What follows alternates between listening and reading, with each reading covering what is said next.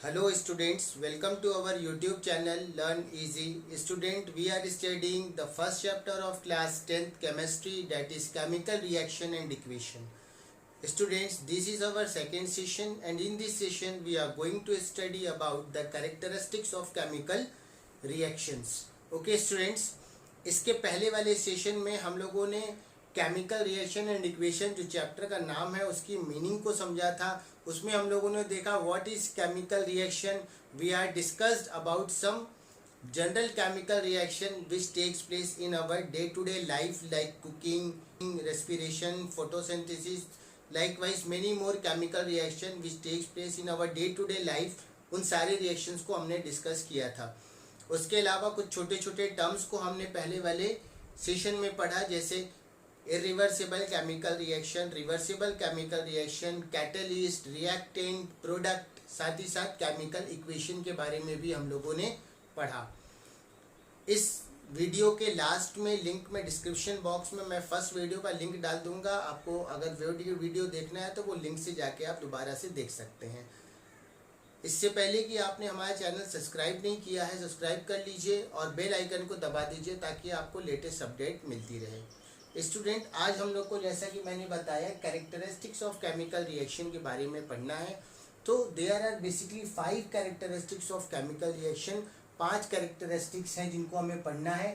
First is evolution of gas, second is change in temperature, third is change in colour and fourth is change in state and last one is formation of precipitate. So these are the 5 characteristics of chemical reaction. What do you understand by the characteristics of chemical reaction? Characteristics of chemical reaction का मतलब chemical reaction takes place, how would you come to know? हमें कैसे पता चलेगा कि chemical reaction हो गया? हमने 2 रिएक्टेंट या 2 से ज़्यादा रिएक्टेंट को आपस में मिला लिया, मिलाने के बाद केमिकल रिएक्शन हो गया, ये हमें कैसे पता चलेगा? तो ये 5 चीज़ें हैं जिनके होने से हमें पता चलता है। हो सकता है कि केमिकल रिएक्शन हो तो उसमें कोई सर्टेन गैस इवॉल्व हो, निकले, रिलीज हो, या हो सकता है कि टेम्परेचर में कुछ चेंजिंग हो, टेम्परेचर इंक्रीज या डिक्रीज हो जाए, या हो सकता है कि उसके कलर में चेंजिंग हो, रिएक्टेंट का कलर कुछ हो और प्रोडक्ट में कलर कुछ और आए। हो सकता है कि उसका स्टेट चेंज हो जाए, हमने सॉलिड का रिएक्शन कराया, हो सकता है कि लिक्विड और गैस मिले, या हो सकता है कुछ भी स्टेट में चेंजिंग हो सकती है, ठीक है। या फॉर्मेशन ऑफ प्रेसिपिटेट हो, प्रेसिपिटेट का फॉर्मेशन हो जाए। अब प्रेसिपिटेट क्या होता है? Precipitate is a type of solid substance which separate out during the chemical reaction. जब भी हम प्रेसिपिटेशन रिएक्शन की बात करेंगे, आप याद रखिएगा, प्रेसिपिटेशन रिएक्शन कराने के लिए हम लोग 2 लिक्विड को आपस में रिएक्ट करते हैं, यानी 2 ऐसे रिएक्टेंट को लेते हैं जिनका फिजिकल स्टेट जो है वो लिक्विड होता है, या लिक्विड में हम लोग गैस को पास कराते हैं, तो हमें प्रेसिपिटेट का फॉर्मेशन होता है। जो भी प्रेसिपिटेट बनेगा, यानी जो भी उसमें गाढ़ा सब्सटेंस बनेगा, जो भी उसमें सॉलिड सब्सटेंस बनेगा केमिकल रिएक्शन में, वो उस रिएक्शन में, उस प्रोडक्ट में सॉल्युबल नहीं होगा। यानी मान लीजिए कि ये एक सब्सटेंस है, ये दूसरा सब्सटेंस है, दोनों को मिला के हमने रिएक्शन करा दिया, इसमें अलग सा कुछ अलग कलर का बकायदा हमें दिखेगा, अलग कलर का सॉलिड सब्सटेंस फॉर्म होगा, जिसको बाद में हम लोग फिल्टर करके सेपरेट कर सकते हैं। तो वो जो सॉलिड सब्सटेंस फॉर्म होता है केमिकल रिएक्शन में, that is called precipitate. Precipitate का अपना अलग कलर होता है, अलग अलग सब्सटेंस अलग अलग कलर के प्रेसिपिटेट देते हैं, डिपेंड करता है कि आपने किस चीज़ का रिएक्शन कराया है, ठीक है स्टूडेंट। तो ये 5 चीजें हैं जिनसे हमें पता चलता है कि केमिकल रिएक्शन हो गया। Okay, these are called the characteristics of the chemical reactions, ठीक है। आगे बढ़ने से पहले हम ये समझ लिए स्टूडेंट कि केमिकल रिएक्शन में ऐसा होता क्या है। केमिकल रिएक्शन में स्टूडेंट कुछ भी नहीं होता है, बस जब हम चीज़ों को आपस में मिलाते हैं तो उनके जो पुराने बॉन्ड्स हैं, ओल्ड बॉन्ड्स जो है वो ब्रेक होते हैं और न्यू बॉन्ड का फॉर्मेशन होता है, जिसकी वजह से नए प्रोडक्ट का फॉर्मेशन होता है, नए कंपाउंड का फॉर्मेशन हो जाता है, ठीक है। इसलिए इसको हम लोग केमिकल रिएक्शन कहते हैं। जो नई चीज़ बनी है, हमने पहले भी बताया, जो न्यू सब्सटेंस फॉर्म हुआ है उसकी एक यूनिक प्रॉपर्टी होती है, 2 चीज़ों को आपस में मिला के उससे बनाया गया है, लेकिन जिनको मिला के बनाया गया है उनसे अलग जो सब्सटेंस बना है उसकी प्रॉपर्टी होगी, यानी उसकी प्रॉपर्टी उनके रिएक्टेंट से मैच नहीं करती, but it have unique property. ठीक है स्टूडेंट, तो जल्दी जल्दी से हम लोग देख लेते हैं कि इवोल्यूशन ऑफ गैस के कुछ एग्जांपल्स, चेंज इन टेम्परेचर के कुछ example, change in colour, change in state and formation of precipitate के कुछ एग्जांपल्स हम लोग डिस्कस कर लेते हैं। स्टूडेंट, केमिस्ट्री में first, second, third, fourth chapter जो है वो बहुत एक दूसरे से लिंक्ड अप है। आपको हर चैप्टर में ये सोच के रखना है कि इसको हम लोग दूसरे चैप्टर में कैसे अप्लाई कर सकते हैं। Okay student, let us now start the discussion with the very first topic, that is evolution of gas. So there are certain reaction which takes place during the reaction the gas is evolved. Which gas is evolved? It has to be detected. कभी कभी exam में पूछा जा सकता है कि कौन सी gas evolve हुई है, उस तरीके का क्वेश्चन भी आता है, हम लोग आगे डिस्कस करेंगे। तो एग्जाम्पल के तौर पे अगर हम यहाँ देख ले, जनरल स्ट्रक्चर आप लोग acid, base and salt, metal and non metal जो चैप्टर है उसमें भी पढ़ोगे। जब भी हम किसी मेटल का रिएक्शन एसिड के साथ करा देंगे तो हमेशा salt plus hydrogen gas evolve होगी, सॉल्ट बनेगा और हाइड्रोजन गैस इवॉल्व होगी। अब देखिए स्टूडेंट, यहाँ तो इसको हमने पढ़ लिया इवोल्यूशन ऑफ गैस में। मेटल एंड नॉन मेटल में पढ़ेंगे कि जब मेटल का रिएक्शन एसिड से कराते हैं तो सॉल्ट और हाइड्रोजन गैस इवॉल्व होती है।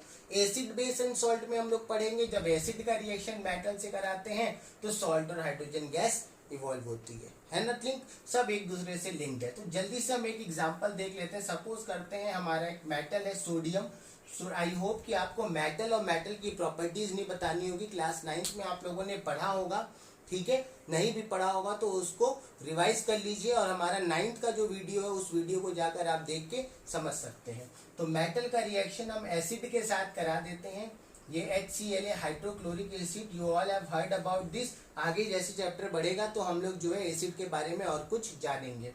तो मेटल का रिएक्शन जब हम एसिड से कराया तो सॉल्ट बन गया। स्टूडेंट, अभी तक आप सोचते होंगे सॉल्ट हमेशा जो खाने वाला नमक होता है, कॉमन सॉल्ट होता है, उसी को सॉल्ट कहते हैं। ऐसा नहीं है। जब भी एसिड और बेस को आपस में रिएक्ट करते हैं या मेटल का किसी एसिड से रिएक्शन कराते हैं तो सॉल्ट का फॉर्मेशन हो जाता है। ठीक है स्टूडेंट, तो यहाँ पे क्या होगा, यहाँ पे सोडियम क्लोराइड सॉल्ट बन जाएगा, NaCl, सोडियम क्लोराइड सॉल्ट का फॉर्मेशन हो जाएगा, प्लस हाइड्रोजन गैस इवॉल्व हो जाएगी। ठीक है, अब इस इक्वेशन को बैलेंस करना भी जरूरी है। आगे हम लोग को बैलेंसिंग इक्वेशन पढ़ना है, लेकिन उसमें कोई अलग सा मेथड मैं आपको नहीं बताऊंगा। यहाँ पे जो बैलेंसिंग इक्वेशन है उसमें सिंपल सा मेथड है, नंबर ऑफ एटम जो रिएक्टेंट में है उतने ही प्रोडक्ट में होना चाहिए। हिट एंड ट्रायल मेथड से बैलेंस करते हैं। यहाँ पे आपको कोई number of electron, oxidation state balance करने की जरूरत नहीं है, वो 11th में पढ़ना है। यहाँ पे आपको सिंपल जो है number of atom present in the reactant means left hand side should be equal to the number of atom present in the product होना चाहिए। यहाँ पे 2 हाइड्रोजन है तो यहाँ पे आगे 2 लगा देंगे, बीच में नहीं लगाएंगे स्टूडेंट। बीच में हमने पहले भी बताया है, 9th में भी बताया है कि बीच में लगाते हैं तो कंपाउंड जो है वो चेंज हो जाता है, वो कंपाउंड नहीं रह जाता है। कंपाउंड की एक यूनिक प्रपोर्शन होता है। ठीक है, तो हम आगे लगाएंगे तो हाइड्रोजन 2 हो गया, बट क्लोरीन भी 2 हो गया। तो यहाँ पे हम यहाँ पे भी आगे लगा देंगे, क्लोरीन हमारा 2 हो गया, सोडियम 2 हो गया, तो यहाँ 2 लगा के सोडियम को 2 कर लेंगे। अब देखिए यहाँ पे सोडियम 2, यहाँ पे भी सोडियम 2, यहाँ पे क्लोरीन 2, यहाँ पे भी क्लोरीन 2, यहाँ पे हाइड्रोजन 2, यहाँ पे भी हाइड्रोजन 2। तो इस तरीके से ये रिएक्शन कंप्लीट हो गया। तो इवोल्यूशन ऑफ गैस अब कैसे हुआ, जब हमने मेटल का एसिड के साथ रिएक्शन कराया, सॉल्ट और हाइड्रोजन गैस इवॉल्व हो गई। अब ये हाइड्रोजन गैस इवॉल्व हो गई, हमें कैसे पता चलेगा भाई हाइड्रोजन गैस तो अडरलेस और कलरलेस होती है, तो हमें कैसे पता चलेगा हाइड्रोजन गैस इवॉल्व हो गई। तो स्टूडेंट हम लोग मैच स्टिक टेस्ट करते हैं। मैच स्टिक टेस्ट करते हैं डिटेक्ट करने के लिए। टेस्ट ट्यूब होता है, टेस्ट ट्यूब में जिस टेस्ट ट्यूब में हमने रिएक्शन कराया जहां से गैस इवॉल्व हो रही है, यहाँ पे बर्निंग मैच स्टिक लेके हम जाते हैं, माचिस को जला के लेके जाते हैं तो वो पॉप साउंड क्रिएट करता है। ठीक है, वो पॉप साउंड क्रिएट करता है, तो उससे हमें पता चल जाता है कि जो इवॉल्व गैस है वो हाइड्रोजन है। ठीक है स्टूडेंट, नेक्स्ट क्या कौन सी गैस, नेक्स्ट हम लोग देख सकते हैं कि जब हम लोग कैल्शियम कार्बोनेट का डिकम्पोजिशन कराते हैं यानी ब्रेक डाउन कराते हैं कैल्शियम कार्बोनेट को हम लोग हीट करते हैं, ये डेल्टा का साइन हीट इंडिकेट करता है, हमने बताया पहले वीडियो में, ठीक है। कि कैल्शियम कार्बोनेट को जब हम हीट करते हैं तो ये बना देता है calcium oxide plus carbon dioxide. तो यहाँ पे देखिए ये कार्बन डाइऑक्साइड गैस इवॉल्व हो गई। अब हमें कैसे पता चलेगा कि कार्बन डाइऑक्साइड गैस इवॉल्व हो गई? तो इसके लिए बहुत इंपॉर्टेंट एग्जाम में कितनी बार क्वेश्चन पूछता है स्टूडेंट, कार्बन डाइऑक्साइड को जब हम लोग लाइम वाटर से पास करते हैं यानी कैल्शियम हाइड्रोक्साइड सॉल्यूशन से पास करते हैं कार्बन डाइऑक्साइड को, तो ये क्या करता है, ये बना देता है इसको कैल्शियम कार्बोनेट में कन्वर्ट कर देता है, CaCO3 में कन्वर्ट कर देता है कैल्शियम कार्बोनेट में, और प्लस वाटर बन जाता है। तो यहाँ पे जो इसका कलर है व्हाइट है, यहाँ पे ये चेंज हो जाता है मिल्की कलर में, ये हो जाता है मिल्की कलर में। यही चीज आप जब रेस्पिरेशन इन ह्यूमन बीइंग का या रेस्पिरेशन का एक्सपेरिमेंट करेंगे, वहां पे भी हम लोग जो है कैल्शियम ऑक्साइड में एक्सेल करेंगे गैस। तो एक्सेल जब करेंगे तो कैल्शियम ऑक्साइड में से जब ऑक्सीजन पास होगा, कार्बन डाइऑक्साइड जो हम एक्सेल कर रहे हैं जो पास होगा, वो क्या करेगा, उसकी वजह से उसका कलर हो जाएगा मिल्की, और ये मिल्की कलर होने की वजह से कैल्शियम कार्बोनेट का फॉर्मेशन हो जाएगा, जिसको हम लोग लाइम स्टोन भी कहते हैं। ये लाइम वाटर है, ये लाइम स्टोन है, ये क्विक लाइम है, calcium oxide is quick lime, calcium hydroxide is lime water and calcium carbonate is lime stone. ठीक है स्टूडेंट, तो अब क्या है, अब देखिए यहाँ पे जो लाइम स्टोन बना यानी जो कैल्शियम कार्बोनेट बना, it is insoluble in water, it is insoluble, it is insoluble in water, यानी ये वाटर में डिजोल्व नहीं होता। आप कभी भी स्कूल में चौक को पानी में डिजोल्व करोगे वो नहीं होगा, ठीक है।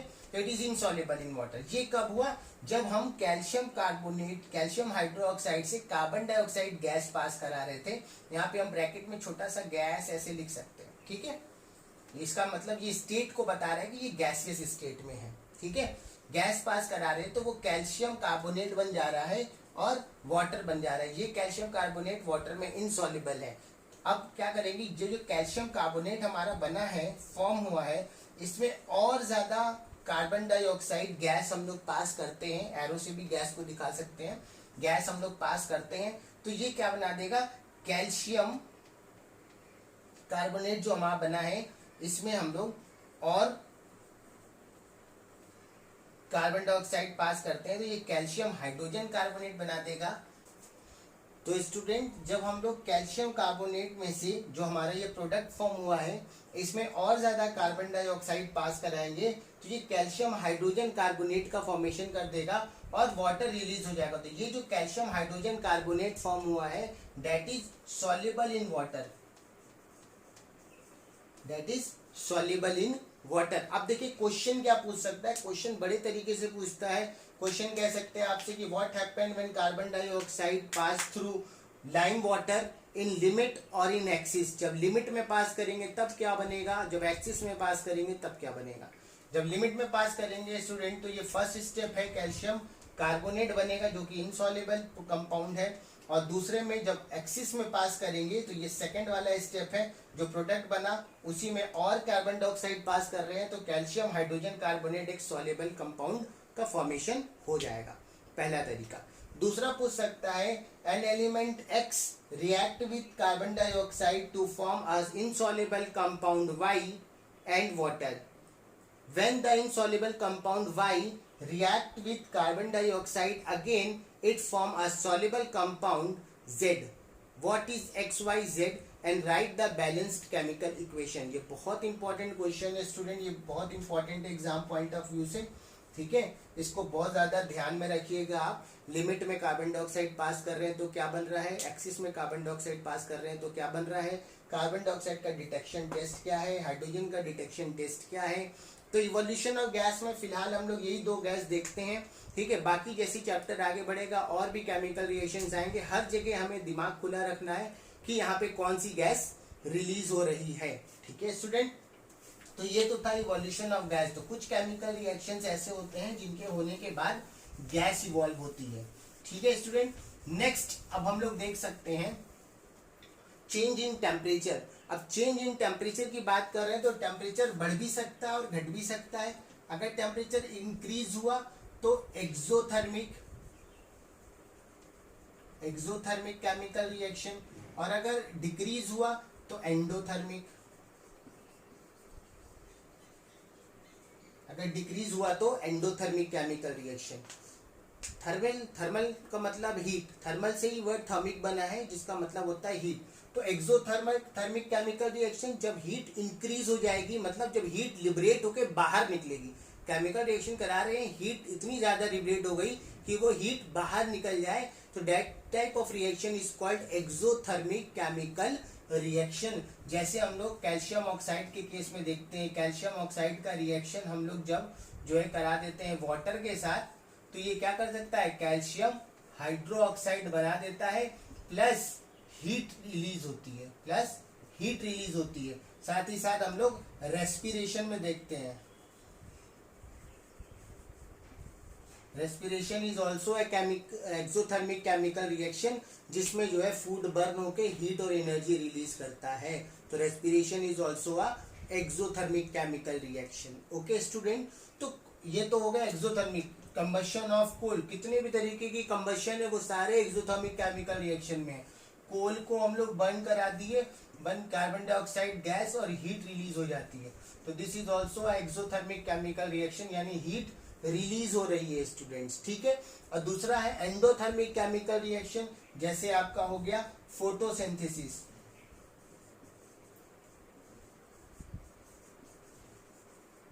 Photosynthesis is a endothermic chemical reaction. ये क्या करता है, सोलर एनर्जी को गेन करता है, यूज करता है सोलर रेडिएशन को, ठीक है।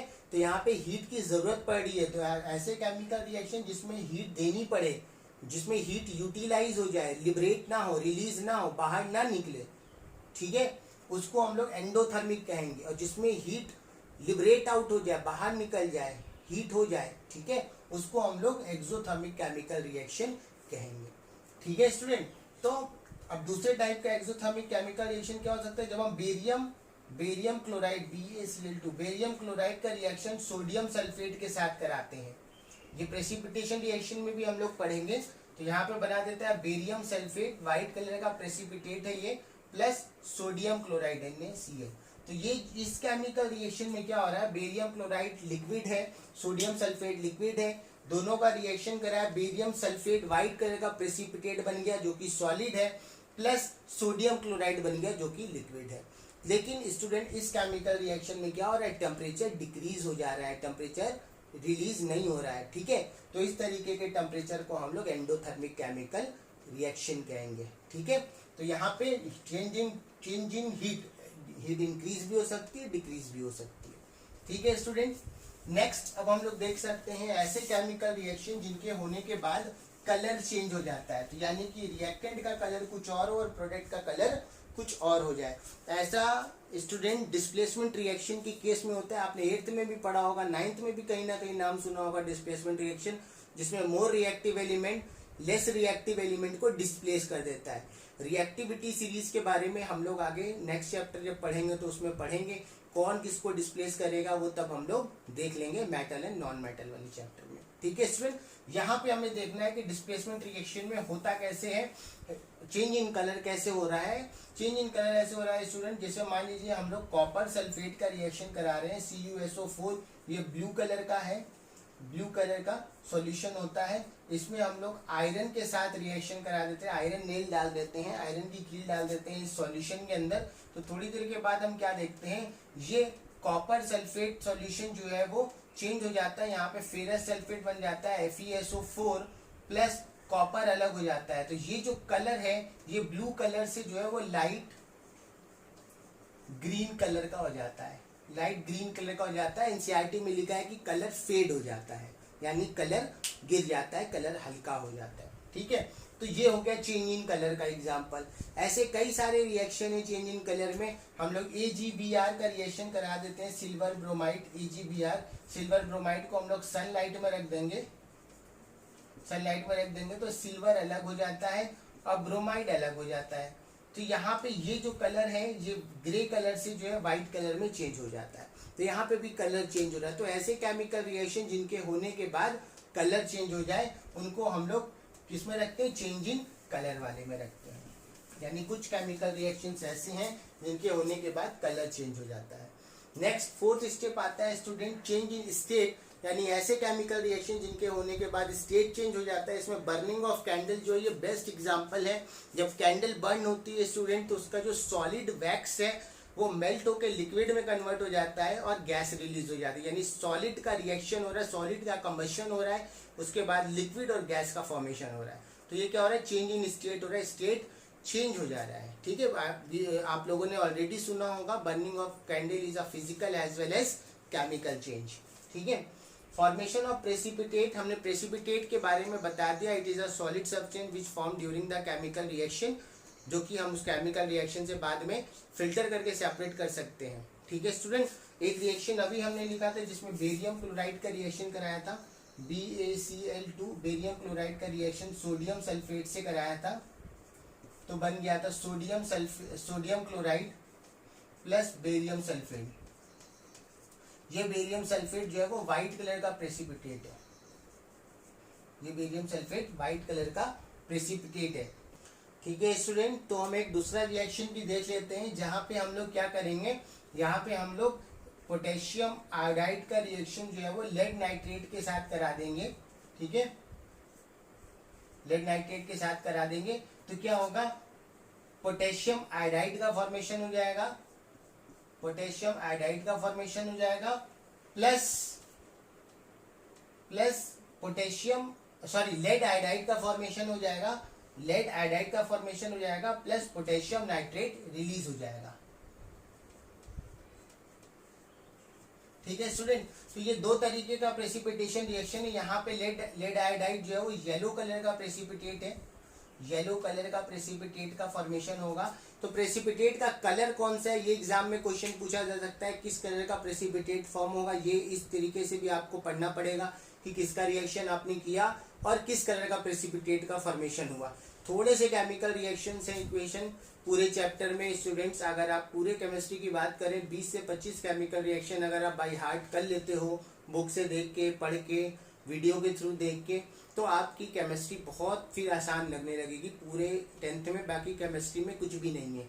तो स्टूडेंट, आज हम लोगों ने डिस्कस कर लिया कैरेक्टरिस्टिक्स ऑफ केमिकल रिएक्शंस के बारे में। नेक्स्ट सेशन में हम लोग जो है टाइप ऑफ केमिकल रिएक्शंस के बारे में पढ़ेंगे।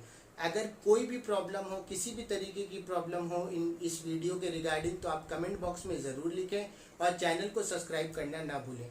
Thank you very much.